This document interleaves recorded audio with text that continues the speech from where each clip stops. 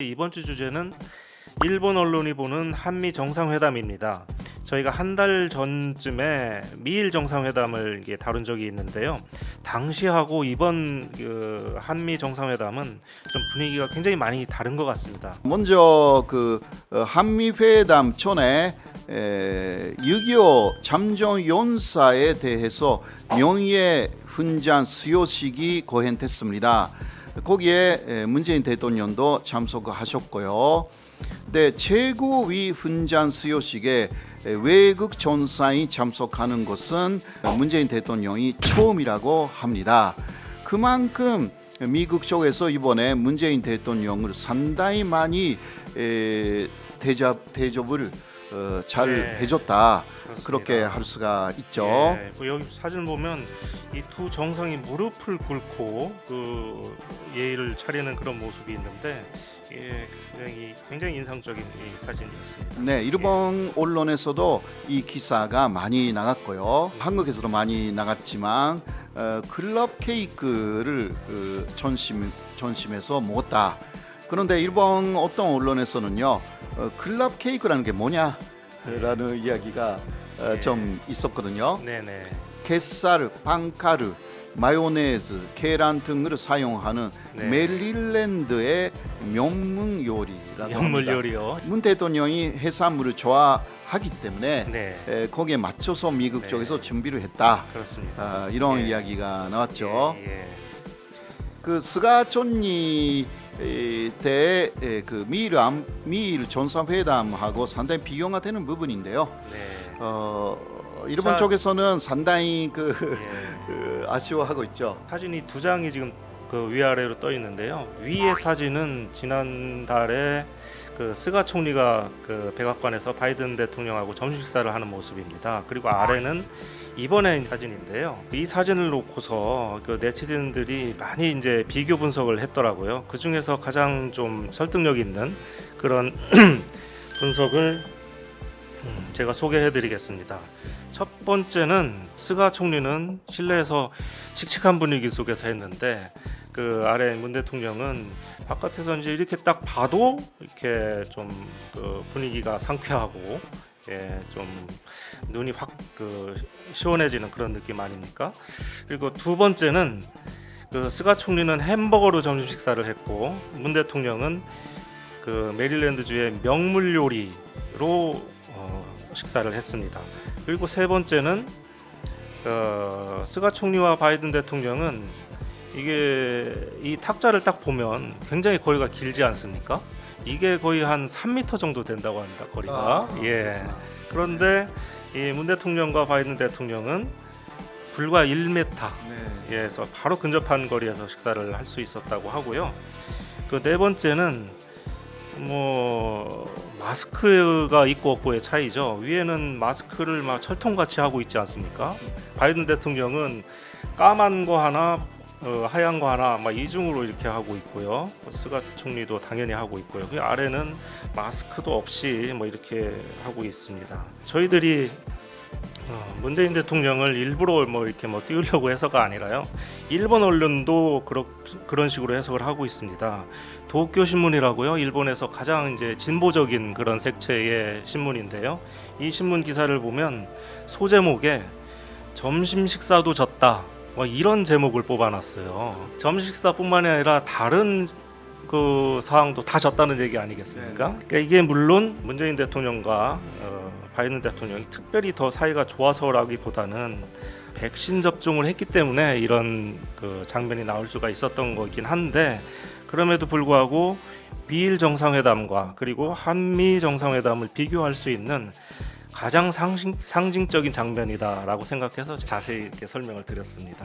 바이든 대통령은 기자회견을 했을 때요. 아카데미상을 올해 한국 배우가 조연 여배우상을 수상했고 지난해에는 기생충이 4개 부분을 수상했다. 이것을 또 소개하기도 했고요.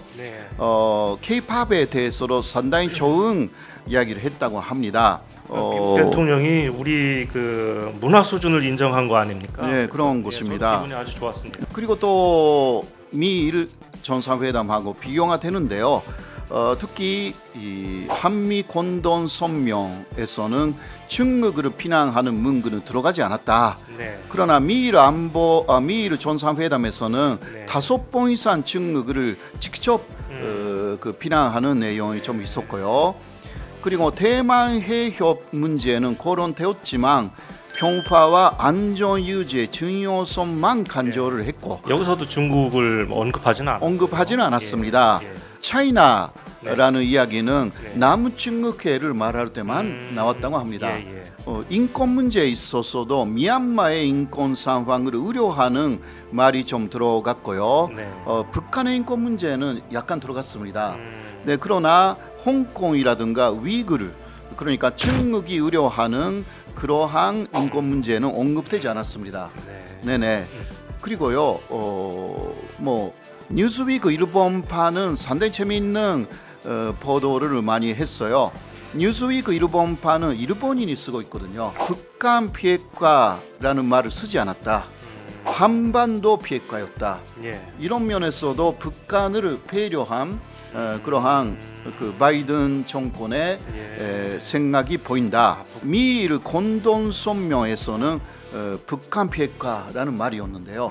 이번에는 아니었다는 거죠. 그래. 한미 공동 성명에서는 북한과의 외교와 대화는 필수 불가결이다. 네. 이러한 구절도 삽입돼 가지고 이거는 그 역시 한국 쪽의 외교적인 순이다. 예, 예. 이러한 내용이 오히려 뉴스위크 일본판이 보도를 했습니다. 그런 깨알 같은 정보가 또 있었군요. 교도통신인데요. 북미 싱가포르 공동 성명 그리고 판문점 선언을 토대로 한 북한하고의 외교 대화가 강조되었다. 예. 이런 것도 상당히 일본이 놀란 내용으로 TBS는요. 미국이 중국의 신경을 쓰고 있기 때문에 북한이 오부지리 할 수 있는 여유가 있는 거 아니냐. 막 이러한 좀 냉정한 기사도 냈어요. 역시 상계인은 상당히 안 좋게 이야기를 하고 있죠. 극우적이니까요. 핵심 문제는 한국군이 55만 명분만 얻었다. 한국에서도 그런 식으로 이야기하는 그 언론들이 좀 있잖아요. 그렇죠. 상계하고 똑같대요. 네. 그러나 아까도 이야기한 그 일본 TBS는 좀 약간 진보적이에요. 그렇습니까? 일본에서 예. 한국에서는 위탁 생산의 길이 열렸다. 예. 이런 식으로 이야기가 되었고요. 그리고 또 상케이는 그 한국 기업들이 많이 갔지 않습니까? 이번에요. 그렇습니다. 이 이야기에 대해서 이렇게 보도를 했거든요. 한국 기업 측이 선물로 발표한 44조 원에 이르는 대규모 투자의 태가가 제시되지 않았기 때문에 한국 언론에서는 실망스럽다라는 목소리도 나왔다라는 이야기만 전했어요. 네, 그러나 현대비즈니스라는 좀 객관적으로 보는 경제 언론에서는요 이렇게 보도를 했습니다. 한국 기업들이 미국으로 진출하여서 자신들도 발전하는 길을 선택한 것이다. 이렇게 전혀 시각이 다르죠. 이런 식으로 일본 안에서도 여러 가지 시각들이 이 보도가 되어 있습니다. 어쨌든 상계가 배아파하니까 우리가 잘한 것 같으네요. 네네네. 그 일본의 전반적인 그 보도 자세를 보면요, 이번에 바이든 정권은 그 대만 문제에 한국을 끌어들이는 것은 실패했다. 이런 이야기를 하고 있습니다. 그리고 또 재미있는 것은 아까 뉴스위크 일본판인데요. 일본에 대한 미국의 태도하고 한국에 대한 미국의 태도가 다르다. 이거 왜 그럴까? 왜 그럴까요? 네, 이것은 아직 그 6개월이 지나지 않았기 때문에 대중국 외교도 완전히 하나의 통일된 방침이 아니다. 지금 그 만들고 있는 그 과정에 있기 때문에 두 파트너에서 여러 가지 의견을 듣고 이것을 그 통합해 나가는 과정이다. 그래서 한국하고 일본이 이 미국하고의 외교전에서 경쟁을 하고 있는데 진짜 일본이 이기는지 한국이 이기는지는 앞으로 조금 더 지켜봐야 한다. 이러한 이야기를 그 뉴스위크 일본판에 일본인이 쓴 기사인데요. 네. 어느 정도 설득력이 있는 것 같습니다. 예. 네.